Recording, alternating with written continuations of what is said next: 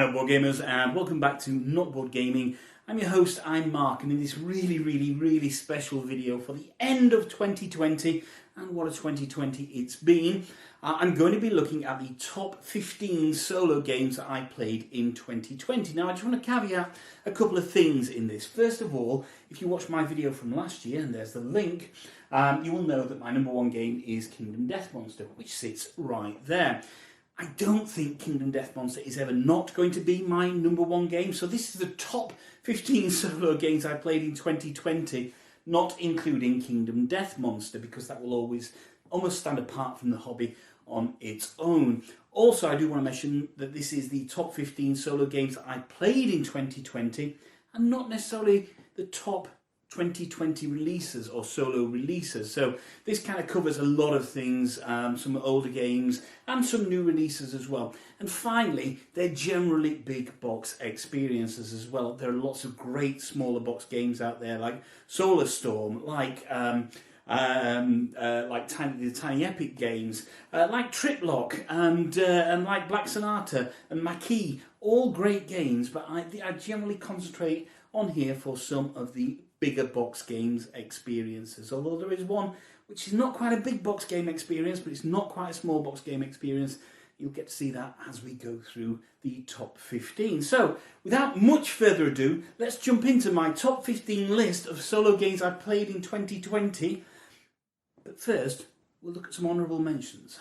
So for my honourable mentions, these aren't bad games by any stretch of the imagination. These are just games that potentially I just haven't played enough in 2020, or they're good, but they just hadn't really made my kind of top 15 list. And in no particular order, the first one I want to talk about is Dawn of the Zed's 3rd edition. It's a fantastic game designed by Herman Luttman. Really fantastic zombie kind of threat management games with this 5 rule books and this kind of increasing complexity the more that you play the game. I really like Dawn of the Zed's 3rd edition. I just potentially haven't played it enough this year for it to crack into my top 15.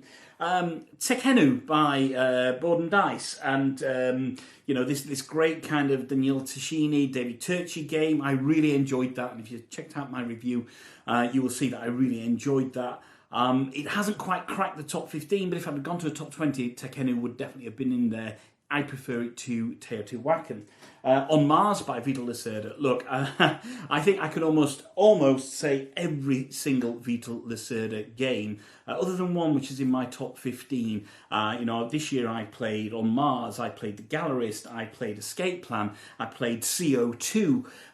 All of them I absolutely adore. When I'm looking for a deep and crunchy game, then those Vital Lacerda games kind of kick in there.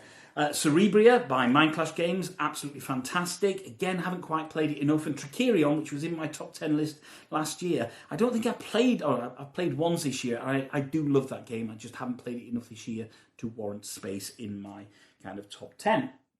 Rallyman GT, I think it's a cracking game, and if you saw my review again, you'll know that I really appreciated that game. I've ended up playing it more online via Tabletopia, or Board Game Arena, should I say, with Will from Hungry Gamer and Michael Kelly from One Stop Co-op Shop. So rather than get the physical version out, I've been going more online to play that. And as much as I like it, again, it hasn't quite cracked the top 15. Zia, Legends of a Drift System. If you follow me at all, you know that I absolutely adore Zia.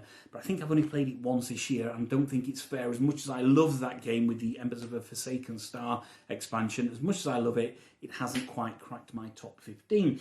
Gloomhaven Jaws of the Lion, and Gloomhaven itself. I've really enjoyed my time with Gloomhaven Jaws of the Lion.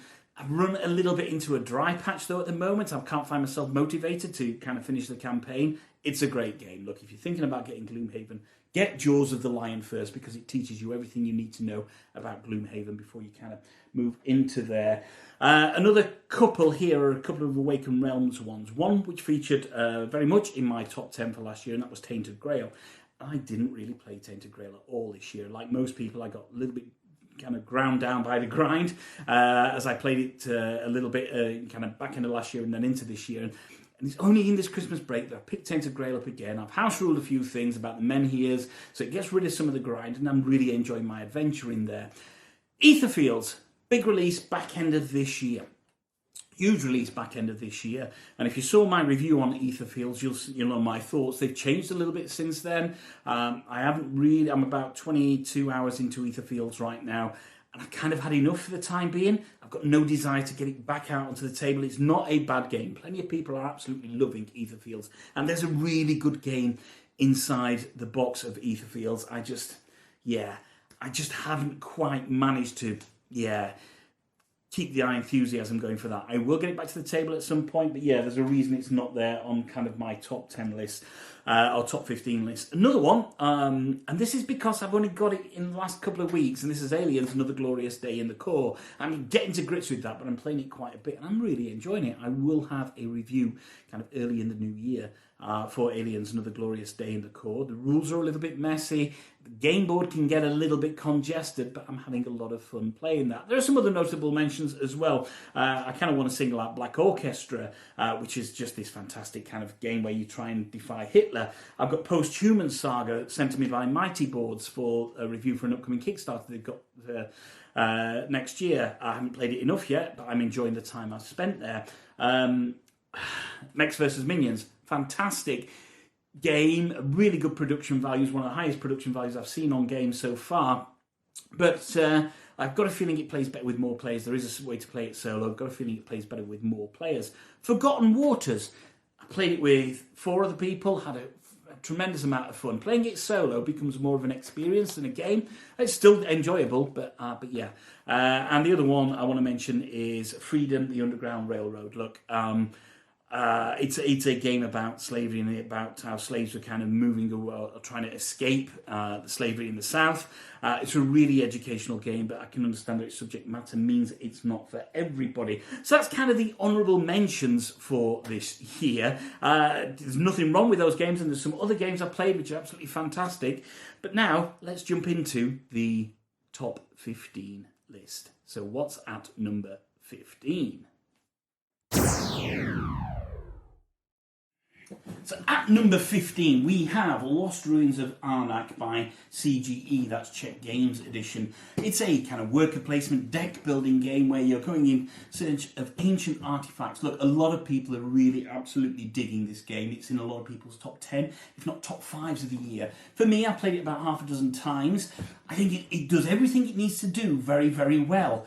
It just hasn't excited me. There's nothing wrong with it, and I think that if you were to get Lost Ruins of Arnak, you'd have a bloody good time playing it. It just hasn't totally excited me, and I did find that the solo mode that came in the box a tad easy. However, CGE, who maybe have just done massive amounts of service for the solo community this year, what with releasing Under Falling Skies, with the solo modes for Sanctum and Adrenaline, have released some new solo cards for this which make it more challenging. So I'm really looking forward to playing this a little bit more. It is a good game, it just hasn't cracked my top 10. That's Lost Ruins of Arnak by CGE.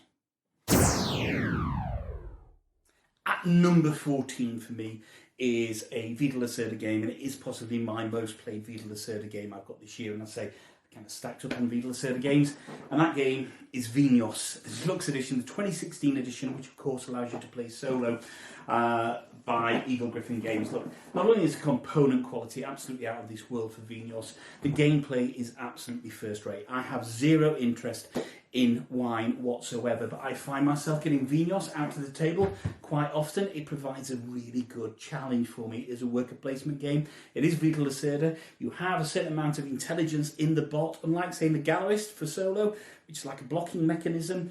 You get a real challenge from Vinos. So I highly recommend, if you're looking for a Vital Lacerda game, your first Vital Lacerda game, then please do get Vinos, although I have really enjoyed Escape Plan as well. Up at number 13 is a game that was at number 2 in last year's solo list for me. So why has it fallen down to 13? Well, my thoughts on this game haven't changed. Again, I've only played it maybe a couple of times this year, but it's a game that I first introduced me into board gaming. Certainly my first solo board game that I bought, and I absolutely love it. And that game is Mage Knight Ultimate Edition. Look, this year has been a particularly busy year in terms of reviewing games and other stuff that's been happening. And because of the time commitment that you need for Mage Knight, I found myself only playing it once or maybe twice as maximum this year. It's a game I want to get back to the table, and I will be doing that. So maybe next year it will fly back up my kind of top 15 list. But at number 13, it's Mage Knight, designed by Vladimir Chvatal from WizKid Games. Look, solo players either love it or hate it. For me, it's an essential purchase. I really enjoy my time with Mage Knight. I just haven't played it enough. Coming completely out of left field for me is a game that if you do not like any amount of randomness when you're playing your games, then this game really isn't for you. It has so much dice rolling, so much luck, but I have never failed to have an absolute blast with it. And that is Fortune and Glory by Flying Frog Games. So this is my number 12 game. Look, I just can't tell you how much fun I've had with Fortune and Glory. I kind of took a punt on it after seeing it around, and I didn't know whether I was going to like it, and I've ended up buying absolutely everything that's available for it, and we'll potentially get we'll definitely get new expansions if they are released. If you're looking for a game that really gives you that Indiana Jones feel, and you don't mind a lot of luck and a lot of dice rolling, then Fortune and Glory is for you. The only reason it hasn't featured higher on my list is because there's one game in the top 10 which it plays kind of similar to. So at number 11 is a game that I really wish I could put a 10 plus in. So if I could have 2 at number 10, which I'm not going to do because I would really like to see this in my top 10. It's probably the first game I received of 2020, and that game is Dungeon Degenerates by Goblin Co. I absolutely adore Dungeon Degenerates. I've got the Mean Streets expansion for it. The only reason I don't have more stuff like the various books and character expansions you can get is because it's bloody expensive to get in the UK. If you love dungeon crawling or a sandbox type dungeon crawler, which isn't necessarily in a dungeon, and you just love the kind of the artwork that's involved in Dungeon Degenerates, then you must get a game of this. You make your own stories as you go along. I have an absolutely blast playing Dungeon Degenerates. That's my number 11 game I played solo for 2020. Let's move to the top 10. So at number 10 is a game that I'd not owned before January of this year. It's quite an old game, and I took a punt on it in January and instantly fell in love with it. And since then, I bought everything, including this kind of wonderful story solution for it. And this game, although you won't be able to tell from here, is Eldritch Horror. It is my favourite Arkham game. This year I've also won Arkham Horror 3rd edition. Didn't really like it. I ended up gifting that to somebody. I've got the card game, the LCG. I find it just okay, but nothing for me scratches the same itch as Eldritch Horror. I mean, look at this wonderful story solution. There is everything for Eldritch contained herein. It's probably the game I spent most on this year, and the reason that Fortune and Glory didn't make my top 10. Fortune and Glory plays very similar to Eldritch Horror, but Eldritch Horror for me absolutely has that. I know I can set it up, and I'm going to spend a wonderful few hours in the kind of Eldritch universe, battling monsters and bad guys and trying to save the day. I absolutely adore everything about Eldritch Horror. It's never leaving my collection. At number 10, Eldritch Horror. So at number 9 is a fairly recent Kickstarter release from one of my favourite publishers, and that publisher is Blacklist Games. That's Adam and Brady Sadler. And at number 9 we have Alter Quest, and I went all in on Alter Quest because I love the modular deck system. Look, the reason it's at number 9 this year and not potentially higher is because, again, I haven't played it a lot, but when I have played it, I've had an absolutely fantastic time. This kind of static map dungeon crawler with loads of decks of cards, loads of variability, really is almost the quintessential dungeon crawler. It gives you that fantastic open doors, explore, fight bad guys experience. If you're looking for a pure dungeon crawler, then Alter Quest, my number 9 solo game I played in 2020, could be the game for you. At number 8 in my top 15 solo games I played in 2020 is a game that I think last year was my favourite new release of last year, and that game is Cloudspire by my very good friends at Cheap Theory Games. Obviously I reviewed this last year. I played the heck out of it. I was fortunate enough this year to get previews of the upcoming Ankar's Plunder expansion, which I think starts going out to backers in early January. There's nothing about Cloudspire that I don't love. I played it on my own. I played it against other people. Played a very good game over online against Paul Grogan from Gaming Rules. I love Cloud Spire. Potentially it doesn't hit the table as much as it could do due to the time factor involved in it and the fact I have to constantly relearn the rules when I play it, but I'm hoping the new rulebook will simplify things. But my number 8 solo game I played in 2020 is Cloud Spire by Chip Theory Games. So my number 7 game that I played solo in 2020 is a game I backed on Kickstarter for its 2nd edition reprint, and I am so glad I did. And that game is Pax Pamir 2nd edition, designed by Cole Worley, published by Whirly Gig Games. But more importantly, the solo mode is designed by Richard Wilkins. That's right, Ricky Royal designed the solo mode in this. And as you can imagine, Ricky really knows solo play, and it's one of the best designed solo modes that I've played in any game. The Wakan, which is the solo AI, really feels like it's gunning for you as you're playing this game. And this is a kind of an engine building, tableau building, worker placement, area control game. It's just absolutely fantastic. You've seen the board game pieces with the cloth board and the clay pieces, etc. The game is just a pure joy to play. I will never ever get bored of playing Pax Pamir 2nd edition with the solo mode designed by Richard Wilkins. That's my number 7 solo game that I played in 2020. In at number 6 is a game that featured heavily in my top 10 last year, and it's now at number 6 this year, and it's the second game in my top 15 by this same publisher that publishes Blacklist Games, and that is Street Masters Aftershock. Look, I know they've just had an Indiegogo campaign for some more stuff. I've just ordered loads more stuff.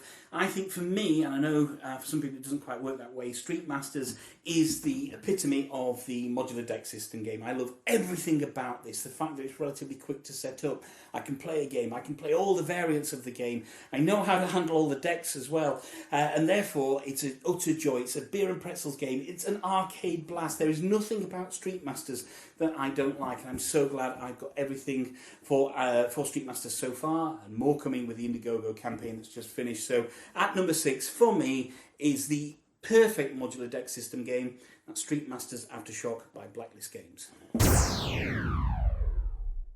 Okay, we're now in the top 5, and my top 5 solo game I played in 2020 is my one concession to not being big box games. This is a relatively small box game but provides almost a big box experience.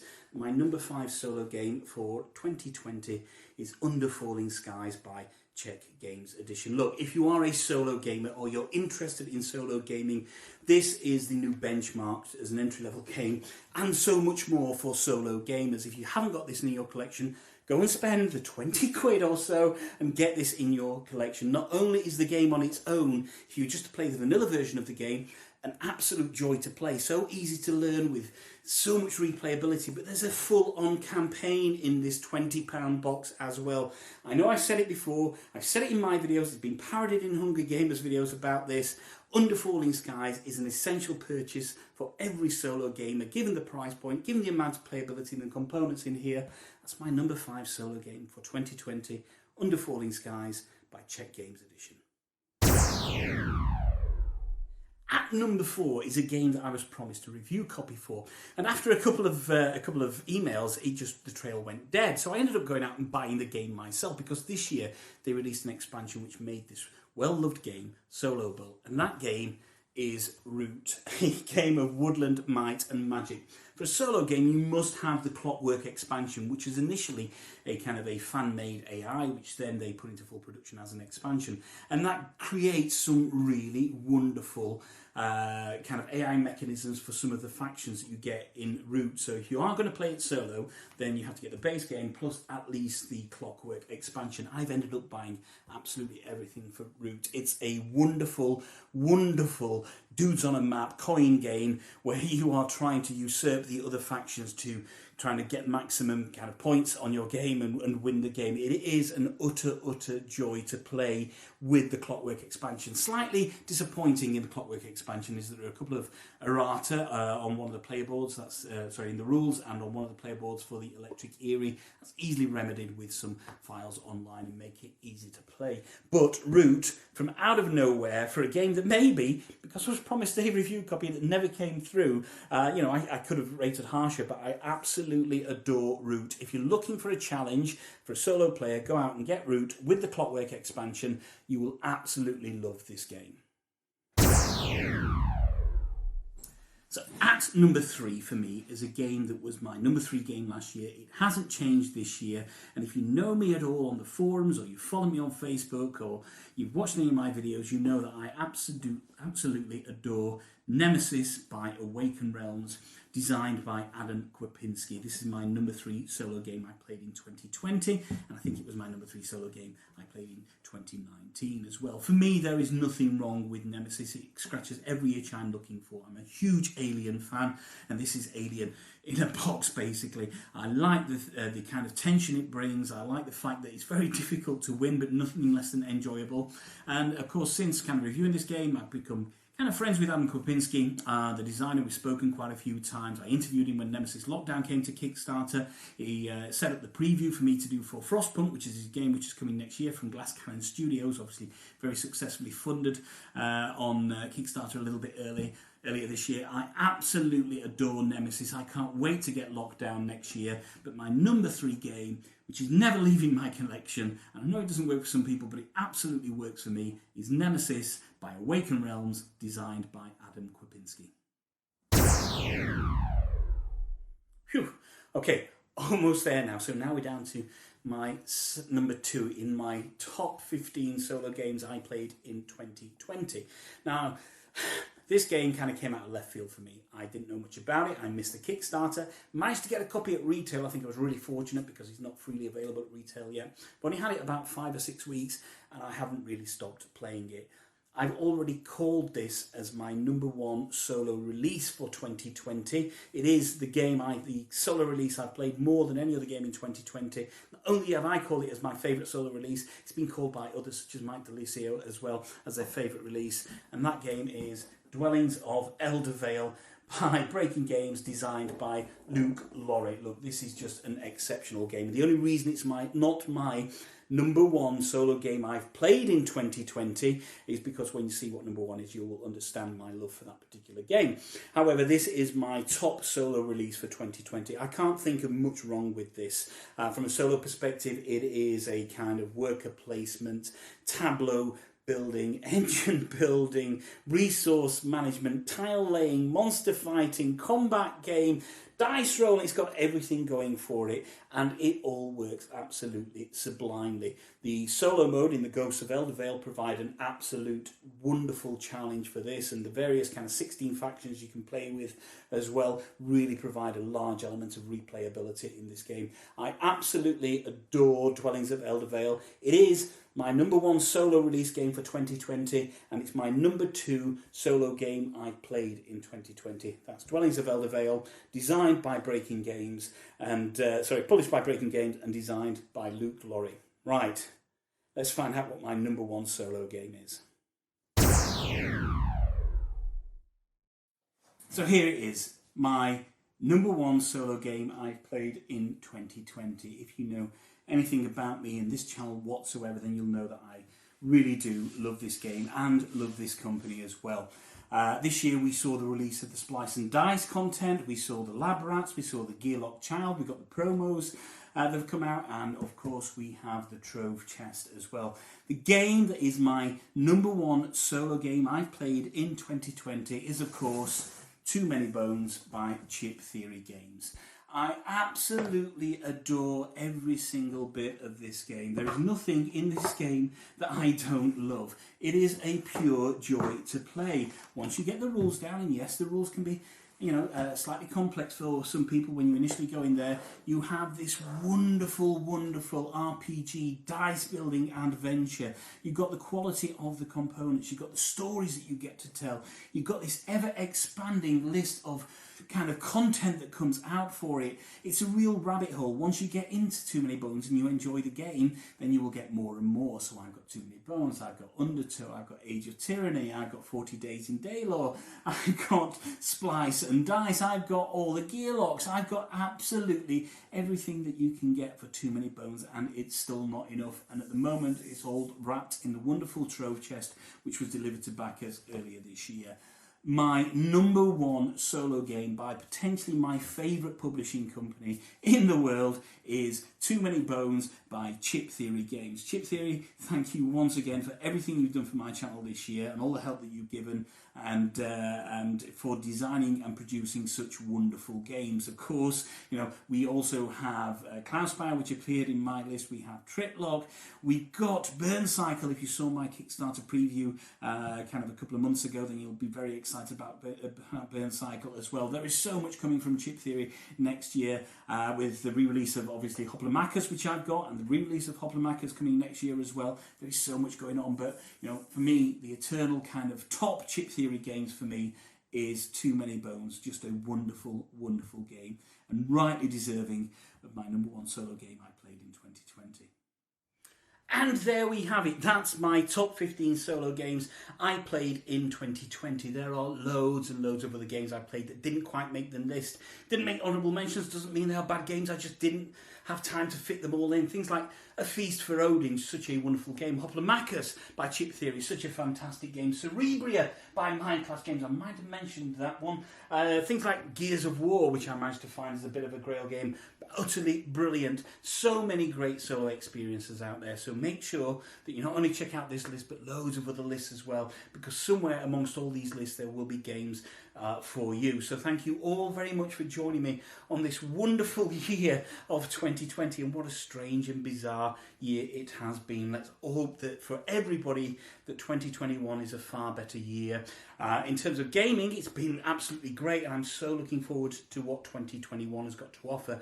I want to thank quite a few people as well who've kind of helped out the channel in terms of other content creators and publishers as well. So people like Michael Kelly from One Stop Co-op Shop, Will Brown from Hungry Gamer, Paul Grogan from Gaming Rules, Johnny Williams from Hexy Beast, some wonderful words from Alex from Board Game Co recently. In terms of publishers, people like Shannon and Josh and Adam and Josh at Chip Theory Games, like Scotty and the Saddlers over at Blacklist Games, Randall Lloyd from Eagle Griffin Games. I mean, he's been a massive help to me this year as well. So many wonderful people. If I missed your name out, I do apologise. Jeremy Howard over at Jambalaya Plays Games, and Man vs. Meeple. Such a wonderful wealth and breadth of content creators and publishers out there. It really is a fantastic, fantastic industry to be a part of.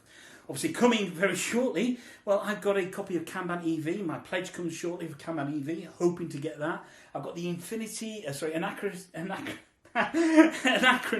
Fractures of Time Infinity box coming. That is a huge box that's winging its way towards me for my pledge shortly. I've also got Excavation Earth, the new David Turchy game, coming along.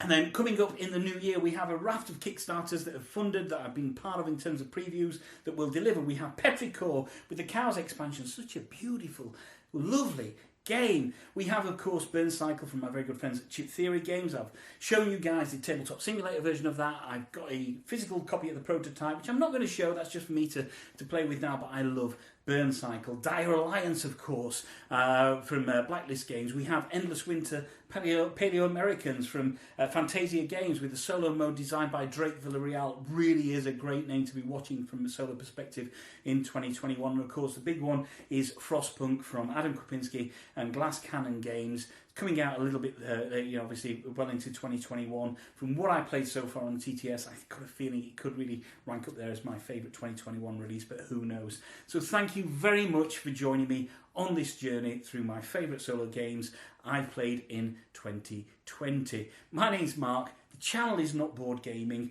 You can follow me on Facebook, on Instagram, on Twitter, and that's always Not Board Gaming, always BORED.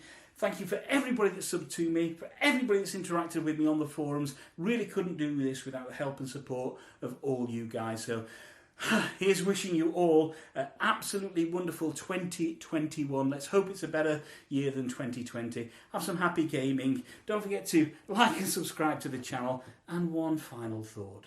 If you can't find anybody else to play with, there's nothing wrong with playing with yourselves. Bye-bye.